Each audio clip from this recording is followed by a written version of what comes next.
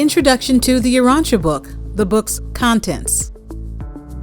The Urantia Book consists of about 2,000 pages of straight text, no pictures, with 4 divisions of 196 little books called papers.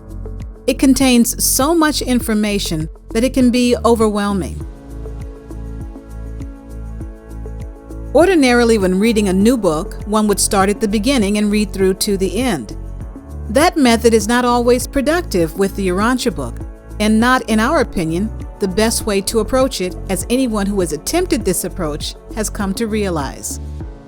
Within a very short time, sometimes within the first few pages, the complexity of the writing can overwhelm and discourage a new reader, but perhaps we can help. Our first observation is that the Urantia Book is written from heaven downward, the way a celestial personality would present a revelation. But we have found that humans must approach the book from man upward.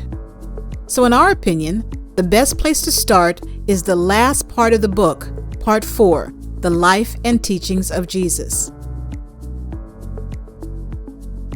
In the Bible book of John, chapter 14 and verse 6, Jesus said that He is the way, the truth, and the life. Thus, finding truth begins with finding Jesus. Christians will have a much better opportunity to experience the guidance of the Spirit of Truth if they are able to compare what they read in Part 4 of the Urantia Book to what they have already accepted in the New Testament. Nevertheless, curiosity about the whole book must be satisfied. For that reason, we feel a brief overview of the table of contents may satisfy the initial curiosity about Parts 1, 2, and 3, and allow the reader to get to the most important part of the book, Part 4. The book begins with a foreword, an introduction to the book with its principal terminology. First, we are told that Urantia is the name the heavens call Earth. So when the word Urantia is used, it's referring to our planet. Then it explains that since there is so much confusion about the words God, divinity, and deity, they will provide some definitions and background information. But it warns that due to the difficulty in expressing heavenly matters in a human language, much of what they write will be approximations of truth, their best efforts to communicate in large concepts to the human mind. Then it gives a synopsis of the universe. Your planet Urantia is one of many similar inhabited planets which comprise the local universe of Nebadon. This universe, together with similar creations, makes up the super universe of Urantia, from whose capital, Uversa, our commission hails. Urantia is one of the 7 evolutionary super universes of time and space which circle the never-beginning, never-ending creation of divine perfection, the central universe of Havona.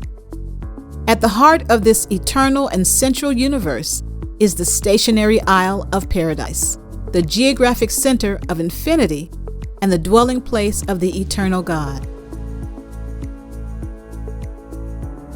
To help you get a visual of the grand universe, below this video is a link to a beautiful video created by another reader of the Urantia Book based on the description provided in the book.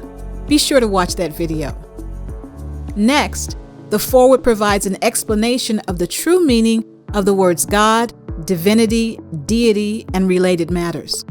This part is extremely complex reading.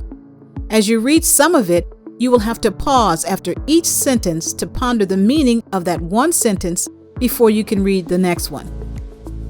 Here's a breakdown of the remaining parts of the book. Part 1, the central and super universes, an introduction to and exposition of the Father, the Eternal Son, the Infinite Spirit, Paradise, the central and super universes, and the spirit personalities who dwell therein. Part 2, the Local Universe, an introduction to and discussion about our own local universe and the personalities that dwell therein. This part also includes a timely explanation of the rebellion of Lucifer and its effect on our world. Part 3, the history of Urantia, an introduction to and discussion about the origin of our planet and how it developed. This part includes a comprehensive discussion of the default of Adam and Eve and how it affected our planet. Part 4, The Life and Teachings of Jesus, a detailed account of the life and ministry of Jesus from birth to resurrection to ascension. It covers every year of his life and is recounted by personalities that were present on our planet at that time, first-hand eyewitnesses. This is just a general overview of the main parts. As you delve into the table of contents, you will surely find many subjects that interest you. Now take a look at the final video in the series, Introduction to the Urantia Book, How to Approach the Book.